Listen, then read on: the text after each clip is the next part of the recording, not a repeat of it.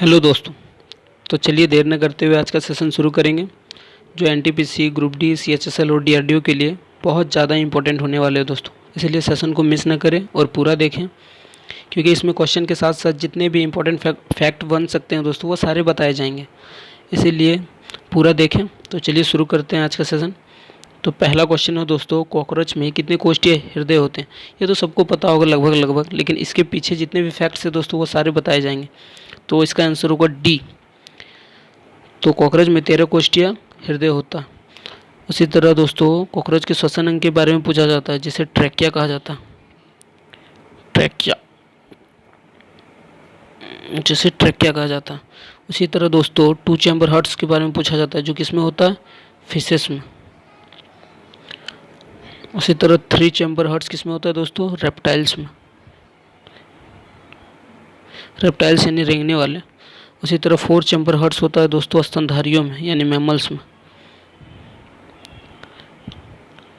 स्तनधारियों में होता है दोस्तों, लेकिन इसमें एक अपवाद है, मगरमच्छ। जो कितने चैम्बर हार्ट का होता है दोस्तों? 4 चैम्बर हार्ट। जो रेप्टाइल होते हुए भी 4 चैम्बर हार्ट्स वाला होता है दोस्तों। तो चलिए बढ़ते हैं अपने अगले क्वेश्चन की ओर। तो हमारा अगला क्वेश्चन है, ऑक्टोपस किस ग्रुप से संबंधित है? तो इसका आंसर होगा दोस्तों मोलस्का, यानी ऑप्शन बी। तो ऑक्टोपस है दोस्तों वो मोलस्का ग्रुप से संबंधित है। उसी तरह शंख के बारे में पूछा जाता है, शंख भी मोलस्का ग्रुप से संबंधित है दोस्तों, यानी जुड़ा हुआ है। उसी तरह ऑर्थ्रोपोडा के बारे में जान लेते हैं। ये जंतु जगत का सबसे बड़ा ग्रुप है दोस्तों। इसमें जितने भी इंसेक्ट्स है वो सारे इसी में आते हैं। एग्जाम्पल में देखा जाए तो कॉकरोच हो गया, मक्खी हो गया, तितली हो गया जिसे बटरफ्लाई कहते हैं, बिच्छू हो गया, आंट्स हो गया, आंट्स यानी चींटियाँ, जितना भी चींटियाँ होता है। इसी तरह जितने भी इंसेक्ट्स है वो सारे ऑर्थ्रोपोडा में आता है। उसी तरह दोस्तों एनिलिडा के बारे में जान लेंगे। एनिलिडा ग्रुप में आते हैं केचुआ, जिसको फार्मर फ्रेंड भी कहा जाता है। तो चलिए दोस्तों बढ़ते हैं अपने अगले क्वेश्चन की ओर। तो हमारा अगला क्वेश्चन है, वॉशिंग मशीन किस सिद्धांत पर काम करता है? तो इसका आंसर होगा ए। वॉशिंग मशीन जो है वो दोस्तों अपकेंद्री बल के सिद्धांत पर काम करता है। उसी तरह दूध से जब क्रीम निकालते हैं, दूध से क्रीम, उसमें भी जो विधि यूज होती है दोस्तों, या फिर जो बल काम करता है वो भी अपकेंद्रीय बल होता है। और यह बल हमेशा दोस्तों बाहर की ओर लगता है, अक्सर पूछा जाता है क्वेश्चन। उसी तरह दोस्तों अभिकेंद्र बल के बारे में देख लेंगे। यह हमेशा सर्कुलर मोशन करती हुई वस्तु पर अंदर की ओर लगता है, यानी यह बल किसमें कहाँ लगता है दोस्तों? अंदर की ओर। तो चलिए दोस्तों बढ़ते अपने अगले क्वेश्चन की ओर। तो हमारा अगला क्वेश्चन है, डॉप्सन इकाई का प्रयोग किसके मापन में किया जाता है? तो ये एक इम्पोर्टेंट फैक्ट्स जैसा है दोस्तों, यानी इन्फॉर्मेटिव क्वेश्चन है। तो इसका आंसर होगा सी। वजन परत की मोटाई मापने के लिए इसका उपयोग किया जाता है डॉप्सन इकाई का। उसी तरह वजन का फॉर्मूला O3 होता है दोस्तों, और 16 सितंबर को वजन दिवस मनाया जाता है। तो ये सब याद रखें दोस्तों, इसे इम्पोर्टेंट फैक्ट है जो अक्सर एग्जाम में पूछे जाते हैं। तो चलिए बढ़ते हैं अपने अगले क्वेश्चन की ओर। तो हमारा अगला क्वेश्चन है दोस्तों, झूठ का पता लगाने वाला यंत्र किस नाम से जाना जाता है? तो इसका आंसर होगा ए, यानी झूठ का पता लगाने वाला यंत्र जो है वो उसे पॉलीग्राफ कहा जाता है। तो चलिए दोस्तों बढ़ते हैं अपने अगले क्वेश्चन की ओर। तो हमारा अगला क्वेश्चन है दोस्तों, परमाणु के नाभिक की खोज किसने की? तो इसका आंसर होगा सी, यानी परमाणु के नाभिक की खोज किसने की? तो रदरफोर्ड ने की। उसी तरह नाभिक में क्या क्या मौजूद होता है दोस्तों? प्रोटॉन और न्यूट्रॉन। और उसी तरह पूछ लिया जाता है कि प्रोटॉन की खोज किसने की? तो आदमी लोग बहुत ज़्यादा कन्फ्यूज में रहते हैं, या तो कोई याद रखता है गोल्डस्टीन, कोई रदरफोर्ड। तो याद रखिए दोस्तों, जब गोल्डस्टीन ऑप्शन में रहेगा तो रदरफोर्ड नहीं रहेगा, और जब रदरफोर्ड रहेगा तो गोल्डस्टीन नहीं रहेगा। उसी तरह न्यूट्रॉन की खोज किसने की दोस्तों? तो जेम्स चैडविक ने। उसी तरह इलेक्ट्रॉन की खोज तो थॉमसन ने की थी दोस्तों।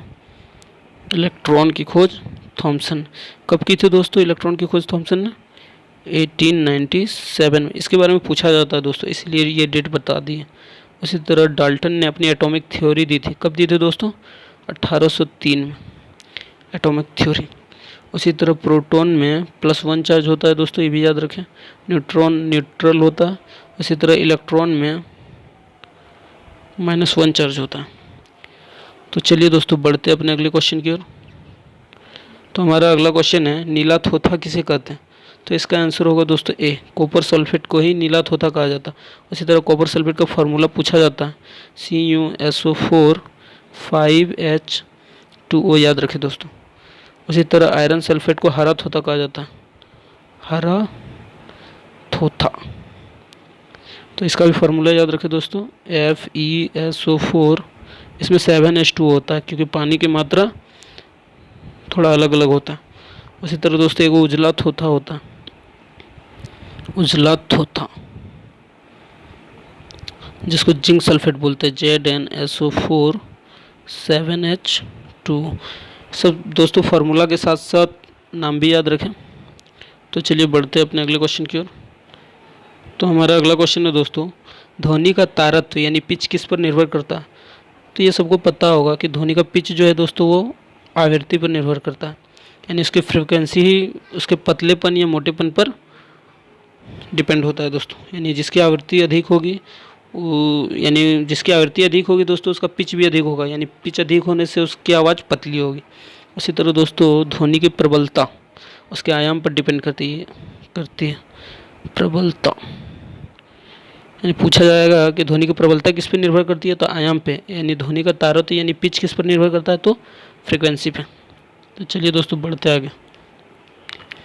तो अगला क्वेश्चन है दोस्तों, एंजाइम मूलतः होते हैं। तो एंजाइम एक तरह का प्रोटीन होते हैं, एंजाइम जो रासायनिक अभिक्रिया को गति देते हैं, यानी रासायनिक अभिक्रिया को तेज करते हैं। उसी तरह कुछ होते हैं जैसे दोस्तों जिसके लास्ट में एज लगा रहता है, जैसे लाइपेज, एमाइलेज, ये सब जितने भी है वो सारे एंजाइम हैं दोस्तों। उसी तरह दोस्तों ऑप्शन ए है विटामिन। तो विटामिन के बारे में थोड़ा जान लेते हैं। विटामिन की खोज तो फंक ने की थे दोस्तों। उसी तरह विटामिन ए को रेटिनॉल कहा जाता है, और B1 को कहा जाता है दोस्तों थायमीन, B2 को कहा जाता है राइबोफ्लेविन, B3 को कहा जाता है दोस्तों नियासिन, B4 को कहा जाता है एमाइनो एसिड, B5 को कहा जाता है दोस्तों पेंटोथेनिकम, B6 को कहा जाता है दोस्तों पायरोडॉक्सिन, B7 को कहा जाता है दोस्तों, समझ जाइएगा B7 लिखें, B7 को कहा जाता है दोस्तों बायोटीन, यानी इसे विटामिन H भी कहा जाता है। इसे विटामिन 7 को विटामिन H भी कहा जाता है। जगह नहीं बन रही है दोस्तों, सब बता देंगे, टेंशन मत लीजिए। इसी तरह B9 को कहा जाता है,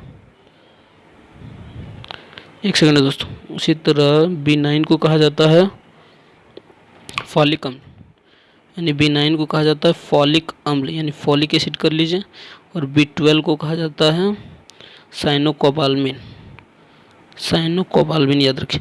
उसी तरह विटामिन C को तो पता ही है दोस्तों स्कर्वी, और विटामिन D को कहा जाता है कैल्सीफेरॉल, और बच गया लास्ट एक विटामिन E।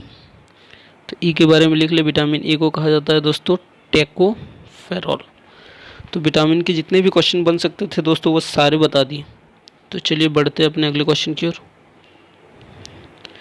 तो हमारा अगला क्वेश्चन है दोस्तों, प्रत्यावर्ती धारा को दिष्ट धारा में बदला जाता है। तो प्रत्यावर्ती धारा को यानी AC करंट को DC करंट में बदला जाता है रेक्टिफायर की मदद से। उसी तरह दोस्तों डायनेमो जो क्या करता है, यांत्रिक ऊर्जा को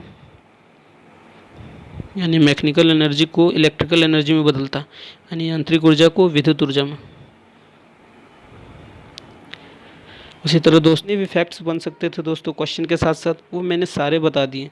और आने वाले समय में इससे भी अच्छे अच्छे वीडियो दिए जाएंगे, इसीलिए मेरे चैनल के साथ जुड़िए, वीडियो को शेयर कीजिए, लाइक कीजिए और चैनल को सब्सक्राइब कर लीजिए, क्योंकि इससे भी अच्छा वीडियो आने वाला है दोस्तों। क्योंकि साइंस के अगर हम मेरा 10 या 15 वीडियो आप देख लीजिएगा तो आपका पूरा का पूरा साइंस रिवाइज हो जाएगा, इसीलिए चैनल के साथ जुड़िए।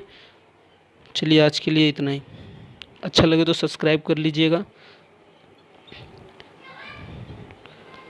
सब्सक्राइब और शेयर भी कर लीजिएगा।